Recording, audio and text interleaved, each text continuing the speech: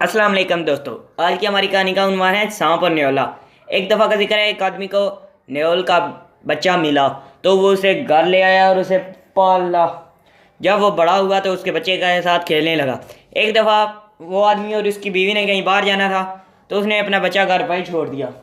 जब वो वापस आए तो उन्होंने देखा कि न्योल का बच्चा बाहर खड़ा है और उसके मुंह में खून लगा है। तो उसकी बीवी समझी कि उसने उसके बच्चे को मार दिया है, तो उसने एक पत्थर उठाया और न्योले के बच्चे को मार दिया। जब वो अंदर गई तो उसने देखा कि उसका बच्चा हंसी हुई खेल रहा है और साथ ही एक सांप मरा पड़ा हुआ है।